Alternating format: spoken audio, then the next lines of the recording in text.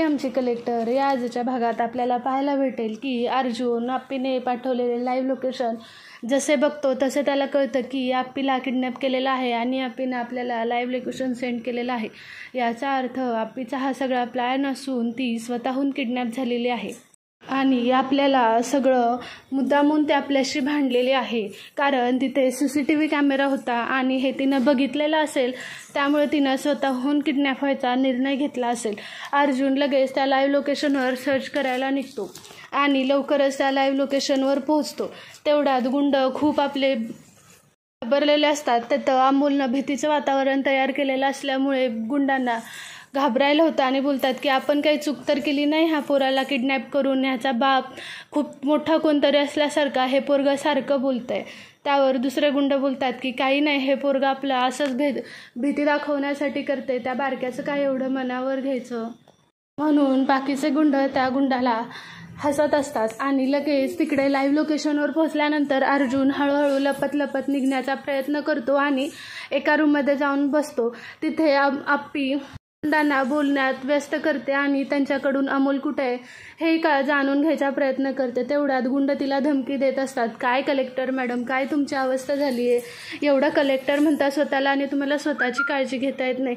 त्यावर आप्पी बोलते ना, हिम्मत असेल ना तर डोळ्यावरची पट्टी काढा आणि मग बोला, तुम्ही कुणाशी बोलताय तुम्हाला कळतंय का, ह्यात याची कलेक्टर आहे मी। त्यावर गुंड बोलतात की काय तुम्ही कलेक्टर असून फायदा, स्वतःच्या पोराचा जीव पण तुम्ही वाचवू शकत नाही।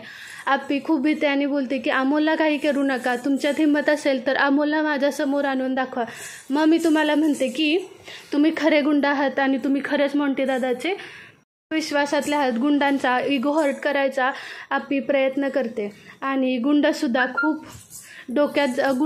खूप आप्पी डोक्यात जाते, म्हणून म्हणतात की थांबे, हिला तर आता आपण दाखवूयाची जो पोरगं कुठे आणि कशा अवस्थेत आहे। म्हणून दुसरे गुंड लगेच अमोलला आणायला जातात आणि अमोलला घेऊन आल्यानंतर आप्पीला दाखवतात, हे बघ तुझं पोरगं जिवंत पाहिजे असेल ना तर मोंटी दादा म्हणतायत तसं करायचं। आप्पी बोलते की आप्पी अमोलला बघून खूप खुश होते आणि बोलते, अमोल बाळा कसा आहेस तू, ह्या गुंडांनी तुझ्यासोबत काय केलं तर नाही ना। अमोल बोलतो की नाही मा, ह्यांनी माझ्यासोबत काहीसुद्धा केलं नाही मा, तू किडनॅप कशी झाली आणि बाबा कुठं, आपल्याला बाबा कधी सोडवणार। त्यावर आप्पी बोलते की सोडवतील, आपले बाबा आपल्याला नक्की सोडवतील, यांना सुद्धा दाखवलं पाहिजे यांनी कोणाशी पंगा घेतलाय, आता बारी आपली आहे। अमोलला लगेच गुंड दुसऱ्या खोलीत नेतात आणि एका खुर्चीला घट्ट बांधून ठेवतात आणि त्याच्या डोळ्यावर पट्टी बांधतात। की अमोल हितेच आहे हे बघून खूप खुश होते, फक्त ती आता प्रयत्न करते की आपलं लाईव्ह लोकेशन कसं तरी अर्जुनपर्यंत पोहोचवण्याचा प्रयत्न करत असते। तेवढ्यात तिला माहीत नसतं की ह्या मूर्ख गुंडांनी फोन ओपन करून लाईव्ह लोकेशन ऑलरेडी सेंड झालेलं आहे। एका कोपऱ्यातून आप्पीला आणि अमोलला बघत असतो। गुंडांचं लक्ष नसताना तो अचानक कब्जा करणार असतो। इकडे तिकडे बघत असताना आप्पी अर्जुनला बघते आणि अर्जुनला बघून खूप खुश होते आणि ते डोळ्यातल्या डोळ्यात एकमेकांना बघत असतात आणि अर्जुन तिला खुणवतो, तू शांत बस, आता मी आलोय, मी तुला आणि अमोलला काही होऊ देणार नाही। आप्पी खूप खुश होते आणि अजून ती बोलण्यात गुंतवण्याचा प्रयत्न करते। गुंडसुद्धा ती खूप डोकं खात असल्यामुळे तिला उलटसुलट बोलत असतात। आप्पी विचार करत असते की ह्यांना काही करून आपल्याला गुंतवलं पाहिजे बोलण्यात, तरच अर्जुन इथे काहीतरी करू शकेल।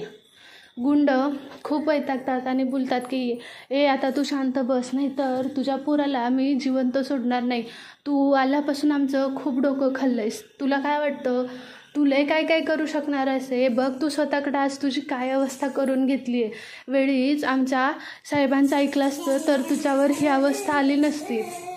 तेव्हा आप्पीला कळतं की हे सगळे आपल्यावर नजर ठेवून आहेत आणि मोंटीसुद्धा आपल्याला त्या कॅमेऱ्यातून बघत आहे। मग ती आप्पी अर्जुनला खुणवून सांगते की थांब, तू आत्ताच येऊ नकोस, ते सगळे आपल्यावर नजर ठेवून आहेत।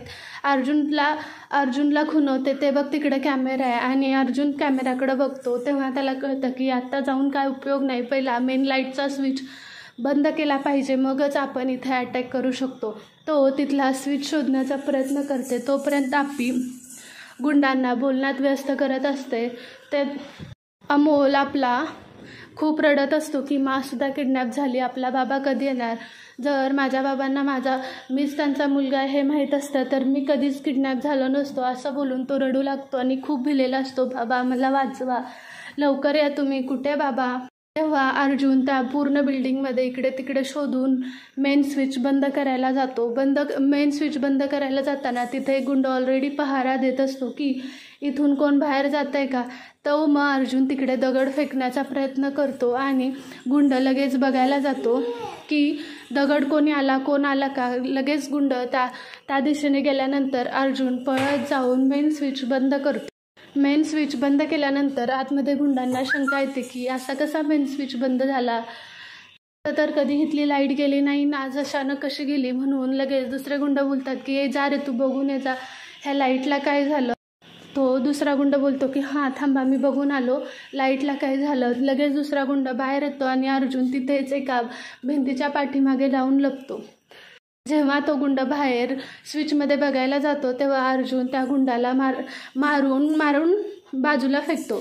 लगेच अर्जुन आपल्या आप्पीच्या दिशेने जातो आणि त्या रूमच्या बाहेर थांबतो. तो गुंड अजून का आला नाही हे बघण्यासाठी दुसरा गुंड जातो आणि तो सुद्धा तसाच मार खाऊन पडतो. आता तिथे 2-3च गुंड राहिलेले असतात.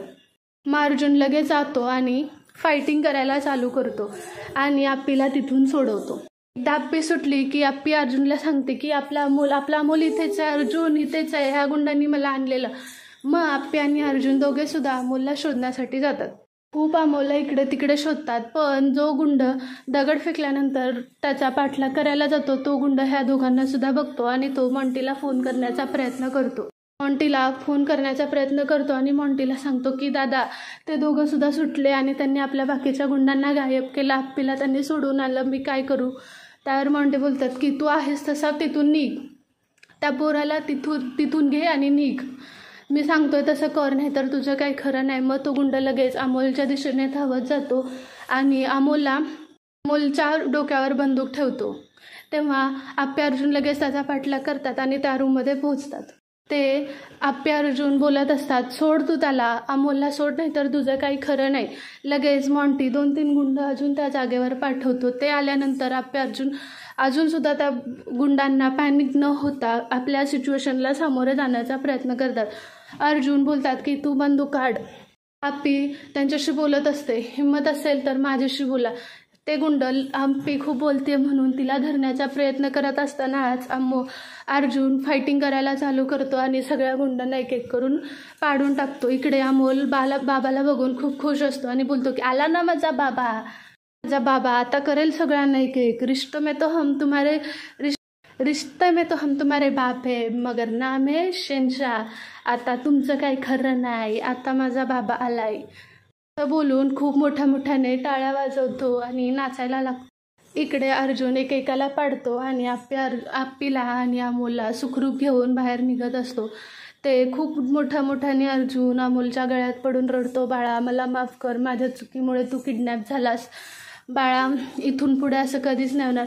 त्यावर अमोल बोलतो की बाबा तुम्हाला माहीत झालं मी तुमचा मुलगा आहे. अर्जुन बोलतो की हो बाळा मला माहीत आहे तू माझा मुलगा आहेस. अमोल बोलतो की बाबा प्लीज आता मला तेवढं सोडून जाऊ नका, मी तुमच्यावर खूप प्रेम करतो आणि मला तुमची खूप आठवण येते. आप्पी त्या दोघांचं प्रेम बघून खूप खुश होते आणि रडायला लागते. अमोल अर्जुनच्या गळ्यात पडलेला असताना आप्पीकडे लक्ष जातं. अमोल बोलते मा तू का तिथे उभी आहेस, तू ये ना माझ्याकडे. मग आप्पी लगेच पळत जाते, अमोलला मिठी मारते. अमोलला मिठी मारल्यानंतर अमोल बोलतो की मा बाबा तुमच्यातलं अजून भांडण मिटलं नाही आहे का.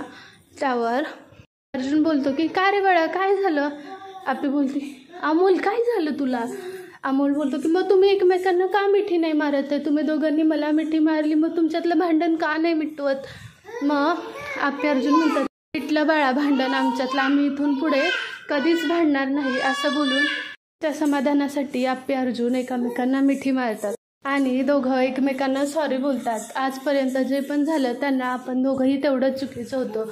आपण दोघातल्या एकाने जरासुद्धा समजूतदारपणा दाखवला असता तर आज आपण आपल्या मुलापासून 7 वर्ष लांब राहिलो नसतो आणि तो 7 वर्ष बापाच्या प्रेमाला कळकळला नसता. असं बोलून ते तिकडे निघून जातात. आप्पी अमोलला घेऊन आपल्या घरी जाते. बापू दिप्या मोना अमोलला बघून खूप खुश होतात. अर्जुनसुद्धा जातो. बापू बोलतात की अर्जुनराव तुम्ही आमच्या पोरीला आणि नातवाला सोडून आणलं, तुमचं उपकार मी कुठल्या भाषेत मानू हे मला कळत नाही आहे. त्यावर अर्जुन बोलतो की उपकार काय बाबा, तो तुमचा नातू असला, आप्पीचा मुलगा असला तरीसुद्धा तो माझासुद्धा मुलगा आहे आणि माझासुद्धा त्याच्यावर तेवढाच हक्क आहे आणि माझाही प्रेम तेवढंच आहे. 7 वर्ष भले त्याला मी कधी भेटलो नसेल, बघितलं नसेल, पण माझ्या घरात त्याची अजून एक सेपरेट त्याची स्वतःची खोली आहे. तुम्ही असं समजू नका की माझा अमोलला मी माझ्यापासून लांब केलं तर माझं त्याच्यावर प्रेम नाही आहे. बापू बोलतात की अहो नाही अर्जुनराव, मला तसं म्हणायचं नव्हतं. अर्जुनराव बोलतात की अर्जुन बोलतो की जे झालं ते आपलं सोडून द्या आणि इथून पुढे आपण अमोलला त्याच्या बापाची काहीच कमी पडून न देता आपण त्याच्यासमोर आपल्या घरातले विषय काढायला नको. बापू बोलतात की एकदम बरोबर आहे. आणि अमोल बोलतो की बाबा तुम्ही आम्हाला आमच्या घरी कधी नेणार? अर्जुन बोलतो की हो बाळा, लवकरच नेणार तुला मी माझ्या घरी. अर्जुन सगळं झाल्यानंतर आपल्या घरी जातो. रुपाली, स्वप्नील, कदम सगळे त्याच्या आतुरतेने वाट बघत असतात आणि त्यांना कळतं की अमोल सुखरूप आलेला आहे. आप्पीसुद्धा किडनॅप झालेली आणि तिलासुद्धा सोडवून आणलेलं आहे. हे ऐकून रुपाली खूप खुश होते आणि बोलते की भाऊजी तू अमोल सुटला, अमोल कसं आहे, अमोलला का आणलं नाही तुम्ही इकडे? अर्जुन बोलतो की अमोलला सुखरूप सोडलंय, त्याला उद्या सकाळी मी घरीही घेऊन येतो. रुपाली खूप खुश असते आणि बोलते की भाऊजी ते एक बघा बरं केलं तुम्ही. बोलतात की आता मला लवकरच माझ्या नातवाला भेटायला गेलं पाहिजे. पोरगं 7 वर्षातनं मला माहीत झालं आहे तो माझा नातू आहे, मला त्याला भेटलं पाहिजे. कधी त्याला एकदा जाऊन भेटतोय असं झालं आहे मला. अर्जुन म्हणतो हो हो जावा, नक्की जावा. स्वप्नीलसुद्धा खूप खुश होतो आणि बोलतो अर्जा तेवढं एक बरं केलंस बघ अर्जुन. बाकी काही जमलं नसलं तरी तू तेवढं प्रेम करायला कोणावर सुद्धा विसरत नाहीस बघ. आणि सगळेजण आपले शांततेत झोपतात. रुपालीच्या मनात वेगळंच असतं की आता या दोघांचं भांडण मिटलं असेल तर माझा प्लॅन मी कसा यशस्वी करणार, म्हणून ती वेगळ्याच चिंतेत असते. रुपाली मोनाला फोन करते आणि विचारते काय गं तिकडे काय चाललंय? मोना सांगते की इकडे खूप खुश आहे, अमोल आणि आप्पी सुटून आल्यामुळे ते छान त्यांच्या रूममध्ये आराम करतात. रुपाली विचारते की तुला माहिती आहे का गं आप्पी अर्जुनचं भांडण मिटलं का? मोना बोलते की ते काही मला माहीत नाही, ते आत्ताशा आलेत आणि बसलेत, लगेच मी विचारू पण शकत नाही वंसलला.